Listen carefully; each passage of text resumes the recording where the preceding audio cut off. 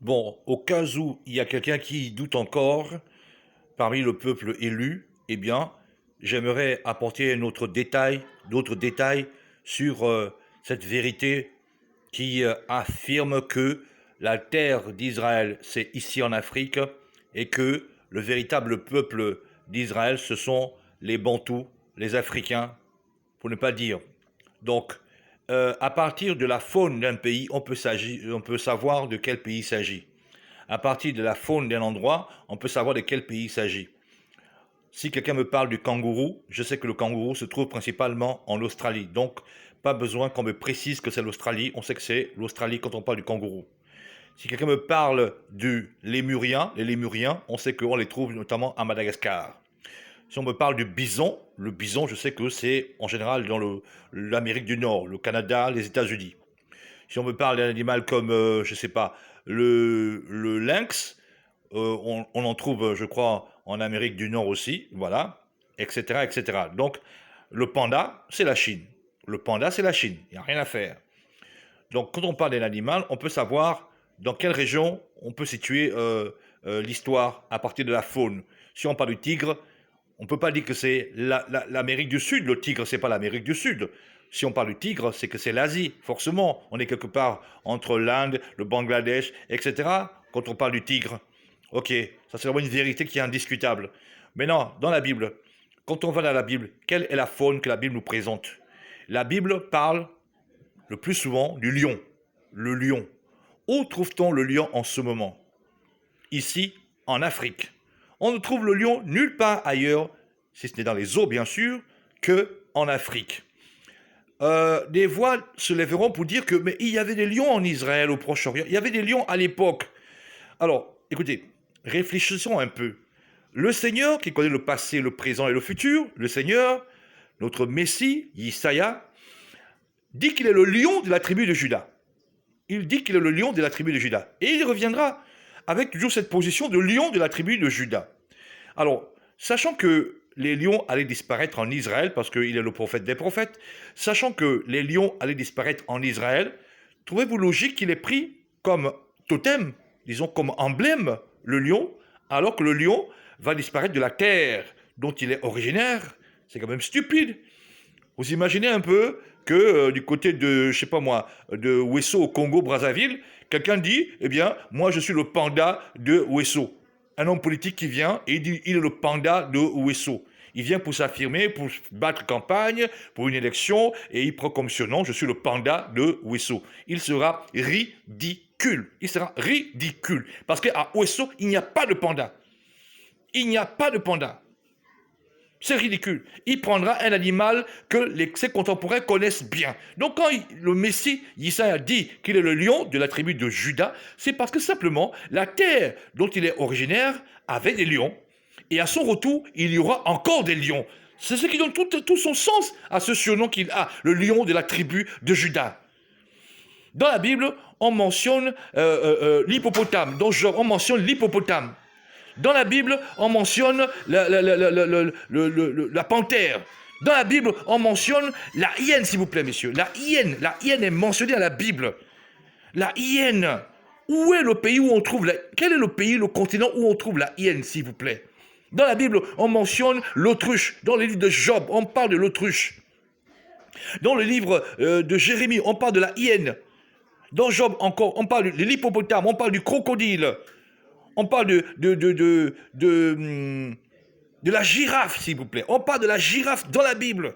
Des animaux que les Européens disent exotiques même. Des animaux qu'on trouve uniquement en Afrique. Ça, c'est des éléments.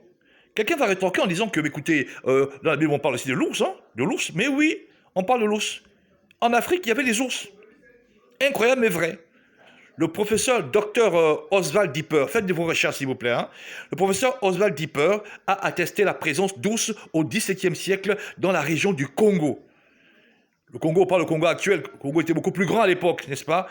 C'était presque toute l'Afrique centrale. Dans la région du Congo, le professeur Oswald Dipper a attesté la présence d'ours en Afrique centrale. des ours ont été observés aussi. Il y a près d'un siècle, du côté de l'Afrique de l'Est, vers la Tanzanie, on l'a surnommé cet ours l'ours de Nandi, parce qu'il avait été observé par des missionnaires et aussi par des villageois de la tribu de Nandi. Donc, la présence d'ours est confirmée dans l'Afrique antique. La vraie terre d'Israël, ce n'est pas au Proche-Orient, c'est en Afrique. Le Seigneur parle d'un pays où il y a des fleuves, où il y a des rivières, un pays rempli de fleuves et de rivières. Il mentionne cette précision-là. Mais regardez comment l'Afrique centrale est bondée de rivières, un pays comme le Gabon. Dans chaque province du Gabon, il y a un fleuve qui traverse. Partout en Afrique, il y a des rivières et des fleuves en stock. Et réfléchissez un peu. Lorsque Moïse rencontre le Seigneur lui dit que je te conduis dans un bon et vaste pays. Bon et vaste pays. Il est en Égypte. L'Égypte était un pays gigantesque. Et le Seigneur lui dit, je te conduis dans un bon et vaste pays. Et étrangement, le Seigneur le sort d'Égypte avec le peuple et lui conduit dans un pays qui est plus petit que l'Égypte. C'est logique ça d'après vous? Alors, tu es dans un pays qui est bon, qui est grand, très grand. L'Égypte, c'était un empire. C'était grand, très grand. Et le Seigneur vient le prendre pour le sortir de l'Égypte et il lui dit, je te conduis dans un bon et vaste pays. Sous-entendu, le pays où je te conduis est plus grand que celui dans lequel tu es. Or, le pays d'Israël est peut-être 10 fois plus petit que l'Égypte. C'est pas logique. Réfléchissons. Et le Seigneur lui dit aussi ceci. Il dit que le pays vers lequel je te conduis n'est pas comme le pays d'Égypte en termes de climat, de situation, je ne sais pas, en termes de température et tout. C'est pas comme le pays d'Égypte. Mais observez la similitude. Prenez une carte de l'Afrique. Regardez que l'Égypte a la même configuration climatique que l'Israël actuel. L'Égypte a la même configuration géographique que l'Israël actuel, climatique que l'Israël actuel. Ces deux pays se ressemblent. C'est des pays qui se ressemblent. Or, l'Afrique centrale, par contre, avec ses forêts tropicales, avec ces immenses forêts, ne ressemble pas à l'Égypte, qui est un pays désertique. Réfléchissez, peuple bantou. La terre d'Israël, c'est ici, en Afrique. C'est ici que l'avenir du monde va se jouer. Je vous assure, le fameux royaume de Congo-Diantoti va être rétabli. Et la domination mondiale sera basée ici en Afrique. C'est incroyable. Mais la guerre qui se déroule en ce moment en Ukraine nous concerne. Le Seigneur est en train de travailler. Oui, cette guerre qui a lieu en ce moment en Ukraine nous concerne. Nzambé, l'Éternel, est en train de travailler. Il est en train de travailler pour nous. Il bosse pour nous. Parce qu'il avait promis qu'il devait nous rabaisser, nous humilier, nous écraser, comme on l'est actuellement, dernière des nations. Nous sommes ridicules. Tout le monde se moque de nous. Aux États-Unis, on assassine nos frères. On met les genoux sur leur cou pour les tuer. George Floyd, on tue, on les massacre. Les policiers, dès qu'ils croisent un noir, ils tirent sur lui comme ils veulent. Ils s'amusent avec nous. Ils nous ridiculisent. Ils se moquent de nous. Nous sommes écrasés, piétinés, méprisés dans le monde entier. J'ai vu des images en Ukraine, des Africains qui sont tabassés en Ukraine.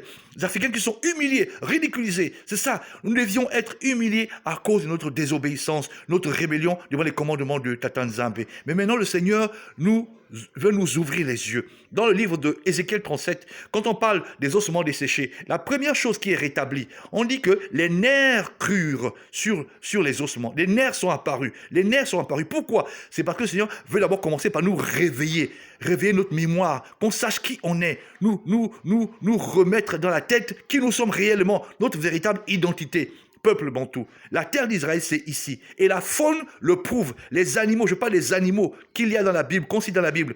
Dans certaines versions, ils ont changé. Là où c'est écrit hyène, ils parlent de oiseaux tachetés, alors que les plus anciennes versions parlent de hyène. Parce qu'ils savaient très bien que si on cite la hyène dans la Bible, ça va faire tiquer les gens. Donc ils ont enlevé hyène pour mettre oiseaux tachetés dans Jérémie. Là, on parle de girafe. Ils ont enlevé le mot girafe dans des Bibles. Heureusement, des Bibles disent clairement girafe. Des animaux qu'on trouve seulement en Afrique. L'hippopotame, mes frères, vous allez discuter avec l'hippopotame? L'hippopotame, on sait où? C'est en Afrique. Et quand on parle de palais d'ivoire, dans Amos, palais d'ivoire, l'ivoire, ça fait penser à quel animal? L'éléphant? C'est l'Afrique, mes chers amis. Donc il est temps de se réveiller, ce n'est pas le moment de dormir, peuple bantou. Le christianisme vous égare, revenez au commandement de l'Éternel, prenez ces commandements, parce que ces commandements ont été donnés à qui? À Israël. Les commandements de l'Éternel ont été donnés à Israël. Le christianisme est une fabrication de Rome en vue d'égarer le peuple bantou, en vue de l'égarer, de le tromper. Ce Jésus blanc aux yeux bleus, efféminé, qui a les longs cheveux, ne reviendra jamais. Il ne reviendra jamais, c'est un mensonge. Mais le véritable Jésus, entre parenthèses, le véritable Jésus, Yesaya, lui, il va revenir. Et le peuple bantou se réjouira. Les autres peuples pleureront.